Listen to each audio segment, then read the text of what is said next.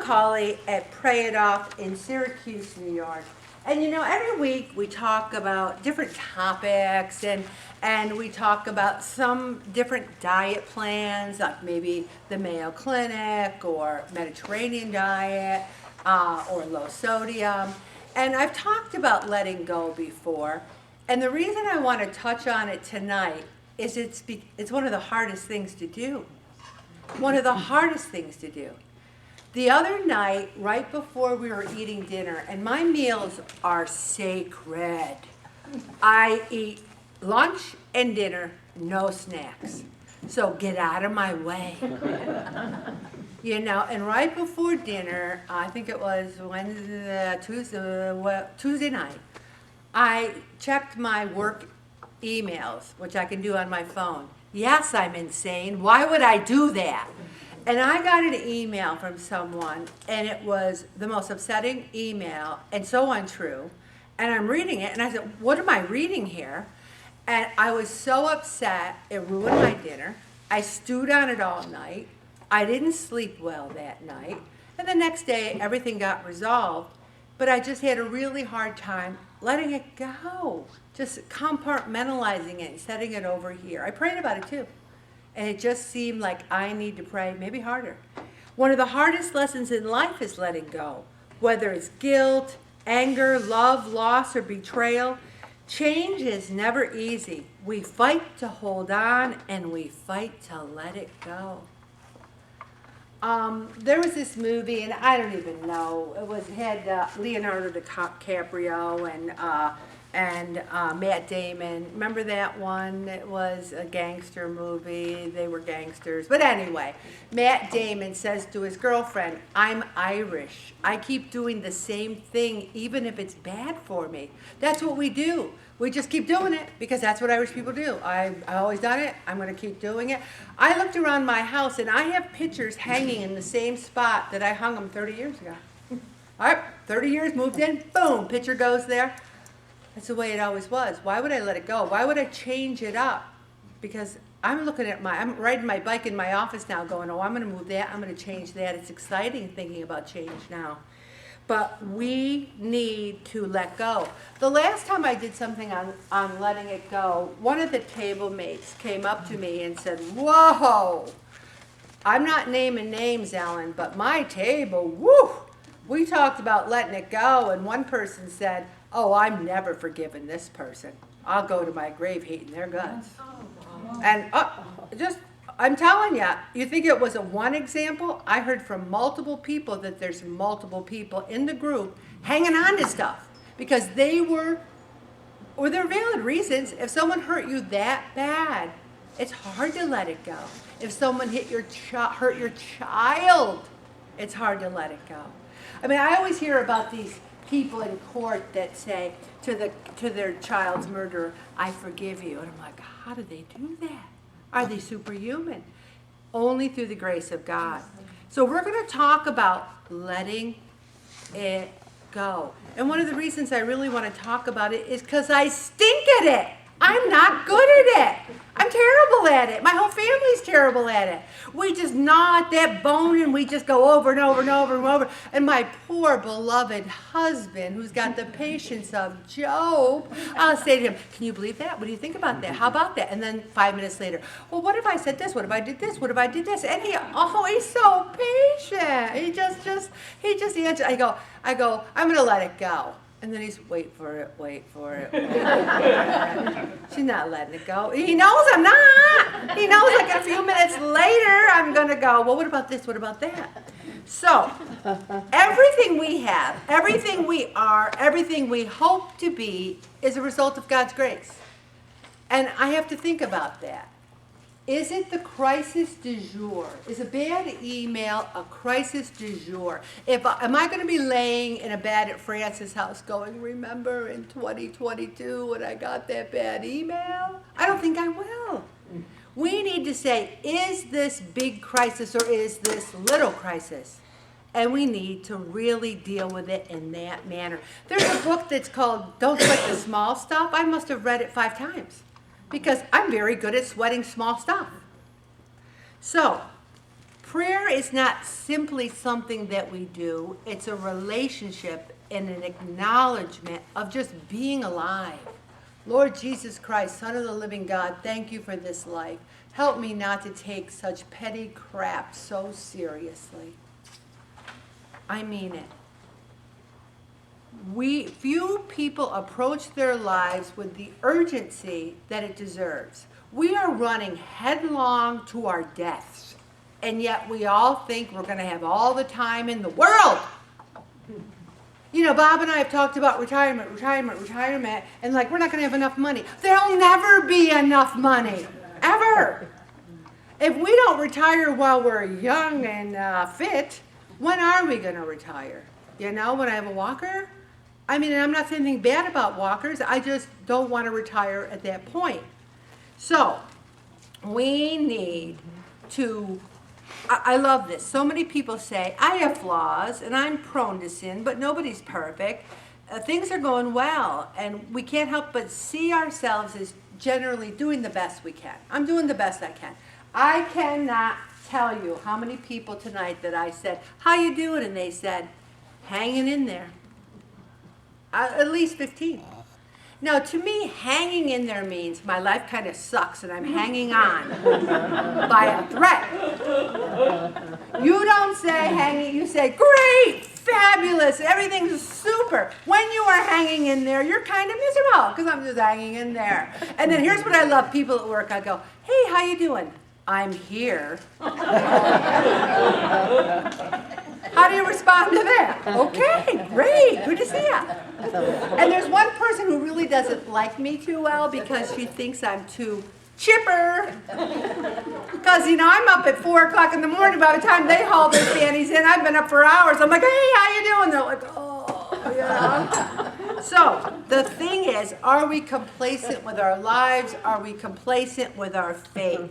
We think we're always going to have time to deal with the garbage from our youth. We're always going to have time to deal with forgiving other people. We can't mostly do the right thing. There's the right thing and there's not doing the right thing. We're never going to be perfect, and that's why Jesus died on the cross for us. Our eternal lives are on the line every single day, and we don't even realize it. We think, I'm a lukewarm Christian. I'm not saying me, but some person might, and say, God's too nice. I'm not going to go to hell. Well, maybe he is too nice, and we won't go to hell. But it really, you lead a better life. I'm happier. I really am happier when I'm healthier, when I'm losing some weight and feeling good about myself and exercising. Anybody else happier when they're in control and feeling like they know what they're doing? I'm not happy when I weigh 371. I don't go around, when I'm 371, I go, I'm hanging in there, but I guess it's better than hanging, you know? I don't like myself at 371. So if something in our lives prevents us from following Jesus with our whole hearts and taking up the mission of the kingdom, there is truly nothing more important in the entire world than removing it from our lives. If we desire food more than we desire prayer, if we desire lazing around watching Netflix all the time more than prayer, are we really leading the best lives? We need to really start forgiving ourselves and our past and the suffering. And I want to go right into this next article. Some people seem to experience much greater personal tragedies than others, but we all have some painful issues we have to live through. There is not one person in this room that can say, you know what, I was born in 1958 and my life has been gravy. I've had everything handed to me and I haven't had a problem and no one I ever loved died and it is gravy. Everyone in this room, pretty much in the world, has had some element of suffering. Even like the Kardashians. You know, maybe their plastic surgery didn't go as well as they thought it should go. But the thing is, everyone has their suffering. The difference is how we deal with our suffering and whether we're able to move on to emotional healing. I have a dear friend who broke their neck and they stopped believing in God because they can still walk, but they have other issues. And this person felt that if there was a God, they wouldn't have allowed her to break her neck. Now, I hear it. I hear what she's saying. I understand that kind of pain. And I look at my own sister who had a brain injury at birth, who was developmentally delayed, who we took those lemons, we made lemonade, she had a beautiful life, and then she gets debilitating MS and has to be in a nursing home bed for 18 years. Don't you think I turned my eyes to heaven and said, wait a minute, God, didn't she suffer enough? How much suffering can one person have? And yet, I have to remind myself that we live in a fallen world, and illness and death is part of that fallen world. God's not doing that to us. But what he did was he enabled our family to go every single day to see her for 18 years. He enabled our family to run the Christmas party at the nursing home, to give all the lonely residents presents. We became better people because of what my sister suffered. And when she died on March 12, 2016, she went directly to heaven. This life is a moment in time, a fraction of a second. And she's in eternity now, and she's perfect and she's whole. Either we believe that or we don't. Either there is a heaven or there isn't. We have to choose. I personally would like to weigh a little less when God takes me home. Will he love me any less? No. I just want to be as healthy as I can be. And I can tell you, there's been people in my life that have hurt me as a child, as a young adult, terribly. I have no animosity, none. What I have my problem with is blaming myself. Maybe if I was more careful, maybe if I didn't do this. Don't go that way. So either you blame everybody else, or you take that blame and you blame yourself for everything wrong and all the suffering.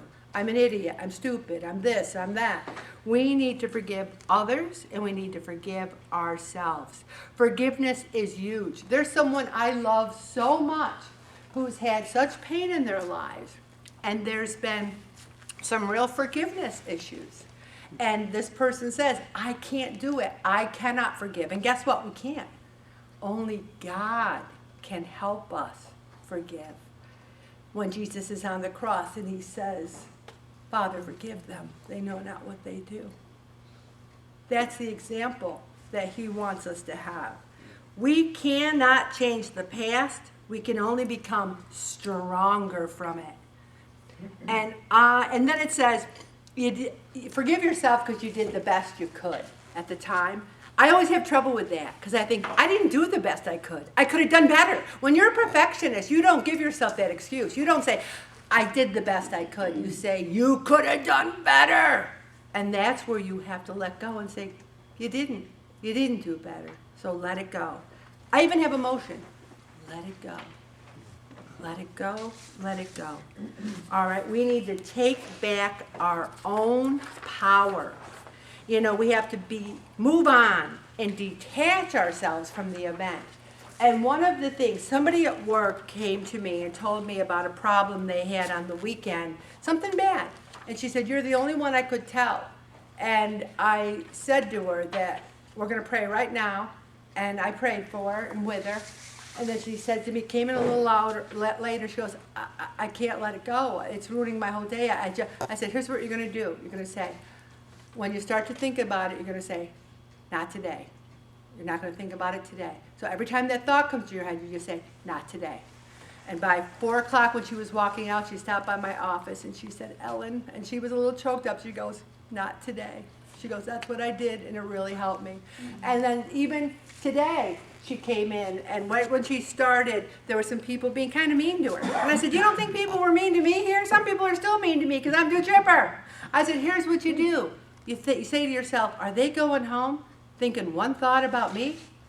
They're not thinking about you. So you just say, I'm not going to think about them. She said, I can't tell you how much that helped me. Just knowing that they're not thinking about me. So why am I renting space in my head thinking about them? So think about that too. It's incredibly empowering when you get to the stage when the past does not control your future anymore. So you were the fat kid, you don't have to be the fat adult. So you lived in the crappiest house on the street, you can live in a nice house now, or it doesn't matter.